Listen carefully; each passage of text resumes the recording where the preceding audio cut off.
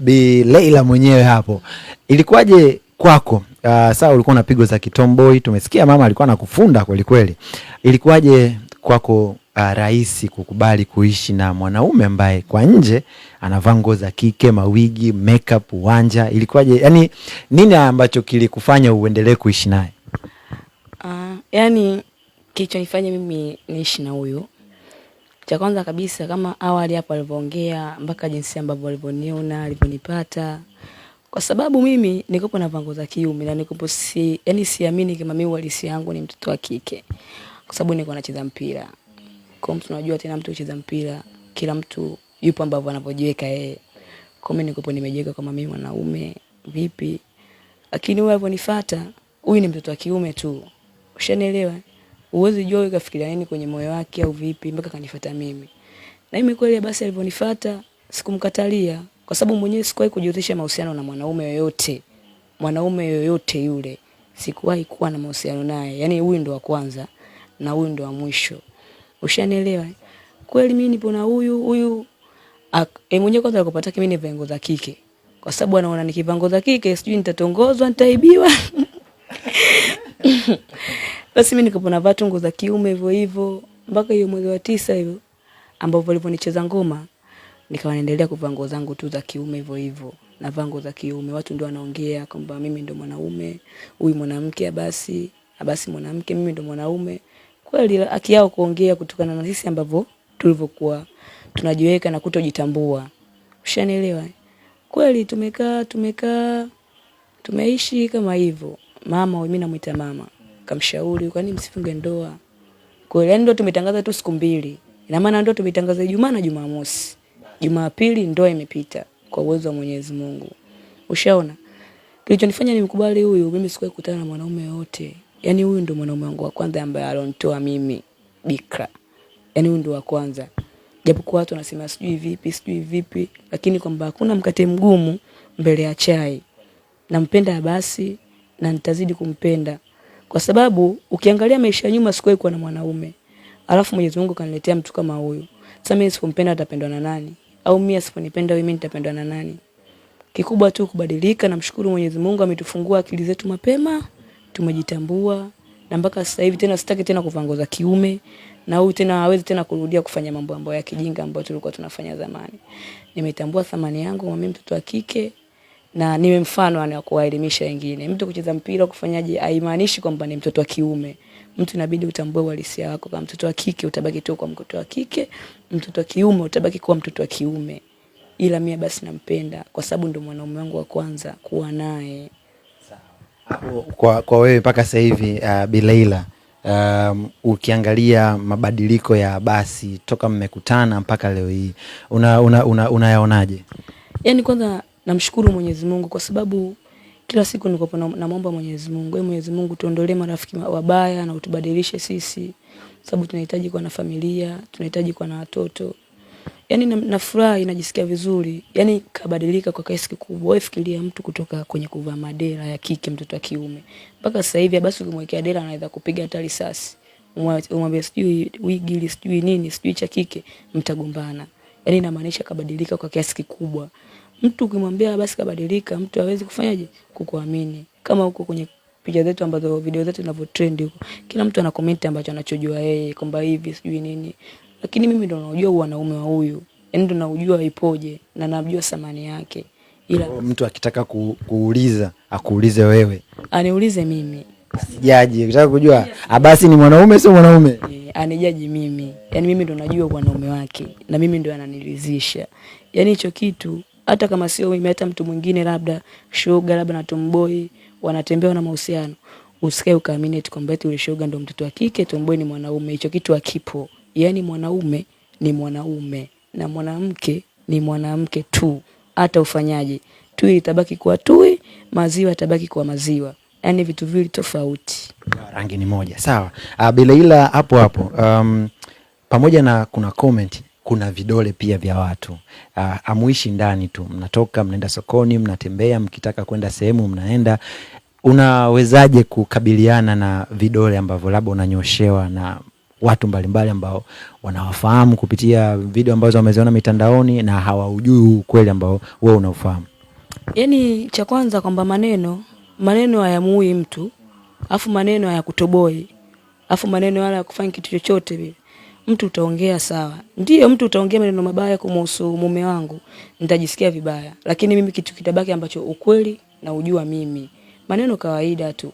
Nimesemwa na watu wangapi kutoka tumboni kwa mamangu mpaka umri unafikia. Nimesemwa na watu wengi. Na maana sijatoboka sehemu, acha waongee tu. Wazidi kuongea, ila mimi ndo naujua ukweli wa Abasi na naujua wanaume wake. Kwa maneno kawaida tu. Waongee mpaka basi. Hapo nilikutana na mtu mmoja kwenye comment alisema huyu binti aliyeolewa hamjui Abasi na hayupo TikTok. Yaani walikuwa wanamaanisha kwamba haujaona labda video za Abasi, haujaona, kwa sababu watu wanasema labda atakuwa ameolewa, hajawahi kumuona kabisa. Kwa upande wako wewe, umemjua Abasi na umeolewa na Abasi ambaye ni wa TikTok, ambaye ni mtu ambaye alikuwa vile na wewe uko naye na unaujua ukweli wote. Nataka kufahamu kwa upande wako wewe binafsi kabisa kutoka moyoni, kitu ambacho unatamani kumwambia Abasi, kwa sababu maneno ni mengi na wewe sidhani kama unatamani kuaibishwa. Unatamani kumwambia nini? Yaani nachomwambia mume wangu, kama kweli tumeamua kubadilika, tubadilike kweli. Tubadilike serious. Yale mambo ya nyuma ambayo tulikuwa tunafanya, kwa sababu mwenyewe nishafanya ujinga wangu sana. Japo ndio kanipenda hivyo hivyo, yeye mwenyewe kafanya ujinga wake sana, nimempenda hivyo hivyo. Tubadilike kweli mume wangu, tuanze na moja, yani tunaanza kurasa mpya. Mwanzo tulikuwa tunaishi mahawala, tulikuwa watoto, ila sasa hivi tushakuwa watu wazima tayari. Kwa hiyo yale mambo ya nyuma ambayo tuliamua kuyaacha, basi tuyaache kweli ya basi. Sawa mume wangu. Mimi nampenda sana Abasi, ndo babangu, baba wa watoto wangu yani, ambaye nambebea kijacho chake tumboni. Tuseme hivi, mimi kama Bileila yule wa zamani, ulikuwa nani ile jina lako la AK? Doni. Sawa, mimi nimeachana na utomboi, si ndio? Ndio. Sawa. Turudi kwa Abasi. Abasi, nataka kufahamu maamuzi yako ya kuamua kuziacha video na picha ambazo uliwahi kurekodi kipindi ambacho ulikuwa unaishi hayo maisha. Sababu ni nini ambayo imekufanya wewe ukaamua kuziacha tu, na kama kuna zingine unafuta taratibu lakini bado zipo nyingi? Sababu ni nini? Sababu niliamua kuzifuta kutokana na nini? Yani nataka kwanza niwe fundisho na niwe yani watu waige mfano wangu.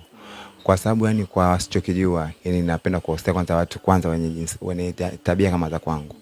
Maisha magumu. Alafu mwisho wake ni mbaya sana. Mwisho wake kwanza ni aibu. Hakuna faida yote, unajidhalilisha. Yani kwa mfano vile ushaamua kubadilika, nilipoamua kubadilika, mpaka unakuja kusema umebadilika, inakuwa ngumu sana mtu kukuamini. Kwa sababu mimi napata changamoto ya binadamu kuniamini. Hawezi kuniamini na kutokana na tabia zangu. Kwa hiyo watu wenzangu kama mimi, naomba mimi niwe mfano wenu, naomba mimi niwe balozi wenu kuwaambia hicho kitendo sio kizuri, yani hakifai. Bora mbadilike mapema, kwa sababu maisha ya mbele hapo, na maisha ya mbele magumu sana. Kutokana mimi binafsi kipindi nataka kuoa nipata changamoto sana kubwa, kwa sababu upitie kwa maustazi, kwa mshenga. Maana hamna mtu mshenga anaweza kubali kwenda kuna ni watu kibao wanaweza kuongea, watu kibao wanaongea maneno yao mwingine ya kweko. Wewe mimi binafsi maneno nimeyazoea, mshenga hajayazoea, au mtu mwingine binafsi asiyajua hajayazoea. Kwa hiyo inakuja kuwa ngumu. Kwa hiyo jamani, tuacheni hizo tabia mbovu, tubadilike. Mungu yupo. Alafu kiamua kubadilika, unabadilika kwa maamuzi yako. Japo kuwa mimi binafsi siwezi kumforce binadamu wenzangu aniamini kama nimebadilika. Ila kwa Mungu anaona kabisa nimefanyaje? Nimebadilika, na mimi ninabadilika hasa kwa vitendo. Binafsi hapo zamani sikuwa na majukumu. Nilikuwa najijali mimi kama mimi. Sasa hivi na mwanamke naishi naye. Pia maisha yamebadilika, na kanibebea mimba. Na maana bado mtoto atazaliwa pia na mimi nitakuwa baba. Kwa hiyo nitakuwa baba ambaye nimekuwa baba wa ovyo. Mwanangu sasa ataniita baba au ataniita mjomba. Kwa hiyo sasa yani mimi tunapenda kuwashauri kwamba tubadilike. Alafu pia na kwa binadamu wenzangu wanapenda kucomment upumbavu, ujinga. Hasa kwanza tuseme ni wanaume wenzangu, kwa sababu wana comment hivyo sana sana wanaume. Hebu wanaume kuweni na akili kwanza, badilikeni. mtu mwanaume wako kaamua kubadilika kutoka kwenye hatua hii kwenda kwenye hatua nyingine, unamzi yake. Kwa nini umzi yake? Badala uwe mstari mmoja, uwe sambamba naye na kumshauri na kumpa pongezi kwamba hongera, umebadilika, Mungu akutangulie. Kwa nini msiseme hivyo? Ndio kwanza nyenye mnanididimiza kwamba kipindi sijabadilika wanaume hao wanaongea, unatuzalisha, unatuaibisha. Sasa nimeoa, nimebadilika, soda haina gesi.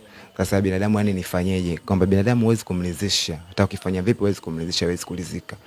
Kwa hiyo binafsi yani punguzeni kujipa cheo cha uhakimu. Hakimu wetu ni Mungu. Mungu ndiye anajua huyu kafanya hivi, ukafanya hivi, kila mtu anajua ampe hukumu gani. Binadamu tuache maneno, binadamu tuache matusi, binadamu tuache dhiaka. Aendapo pale mtu anapotoka hapo anachukua video zangu za zamani na kuziposti. Binafsi mimi na TikTok nyingi, sikufichi. Ambazo TikTok nyingine mimi hata sizikumbuki. Kwa sababu nitakumbuka nitafuta siwezi. Ila ya zamani kabisa ya juzi kati nimeifuta. Alafu kingine pia niliona comment watu wanasema bwana harusi kanuna, kalazimishwa kuoa. Mimi binafsi sikulazimishwa. Yaani ndoa nimeipanga mimi mwenyewe na mke wangu na pamoja na ndugu zake mke wangu na mimi ndugu yangu ule Shangingi ambaye kama mama yetu. Ndio tumepanga na tumekubaliana. Mimi mtu mzima siwezi kulazimishwa. Alafu kuzingatia mimi kwangu mamangu mzazi mimi ndio kipenzi chake na mimi ndio udhaifu wake.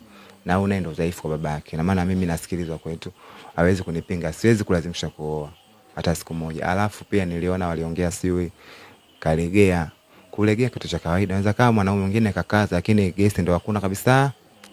Yaani hakuna kabisa, kakaza lakini anajificha. Kwa hiyo yule anayekaza kajificha aache tabia mbaya, yule alolegea aache tabia mbaya. Mimi binafsi taratibu naweza kubadilika. Namshukuru Mungu hapa nilipofikia. Kusema kweli, lakini yani msinihukumu hivyo. Naumia lakini najikaza. Msinihukumu hivyo. Najikaza kama mwanaume. Kweli nilifanya makosa nakiri, siwezi kukataa kwamba nanisingizia. Naweza nikasema nikataa lakini ikaja video yangu kanidhalilisha. Kweli nilikuwa zamani hivyo lakini nimebadilika. Yani nimebadilika hasa. Kabisa nimebadilika. Yani naombeni nimebalozi wenu kabisa kwa wale wengine wenye tabia mbovu, wasitaka kubadilika waige mfano. Unaweza kubadilika. Msikubali kuchezewa mbele mkavunjwa mkaumizwa, mkakosa kiume. Binafsi kama ningekuwa sina uwezo kumridhisha mwanamke au sina uwezo kusimama, nisingekuwa na Bila. Na nisingekubali muoe kwa sababu hata nikubali muoe na mtu tunafanya nini? Lakini mpaka tupo wote mpaka dakika hii basi kipo ambacho tuna madhaifu yapo tunavumiliana. Hamna binadamu aliyokamilika. Sawa. Mimi nimefurahi kwa sababu umejibu vizuri kama ambavyo watu wanazungumza. Na kitu ambacho kinakuwa kinatokea mitandaoni, watu wengi wanakuwa wanazungumza vile ambavyo wanaamini wao, si ndio? Sawa. Mtazamaji wa Bongo Touch utakuwa umepata yale maneno ambayo mlikuwa mnayazungumza kwenye mitandao. Nafikiri basi hapa atakuwa ameweka kila kitu wazi, lakini pia Bila pale amezungumza na yeye ameweza kutoa ukweli wa kile ambacho anakifahamu. Lakini pia tumewavamia kwa sababu ni harusi ya Kiislamu, tumewavamia hapo kwenye saba zao, na kwa sababu ya kile ambacho kinaendelea pia kwenye mitandao wakaona watupe nafasi ya kuzungumza kwa sababu jambo lingekuwa kubwa zaidi. Mimi niseme asante sana. Labda kuna chochote cha kuzungumza na mashabiki zenu kwa sababu wewe mtandaoni sio mgeni, watu wanakufuatilia sana. Chochote cha kushare nao wale ambao wanakufuatilia? Mimi tu jamani napenda kuwapa hongera zenu na pongezi zenu kwa kunikimbilia kwenye shughuli yangu na kunisupport. Pia jamani naombeni muache kunihukumu, msinihukumu kiasi kama hicho. Mimi binadamu mwenzenu, mtoto wa mwanamke mwenzenu, mtoto wa mwanamume mwenzenu. Mimi pia nimezaliwa na mimi pia nina moyo wa nyama, sina moyo wa jiwe.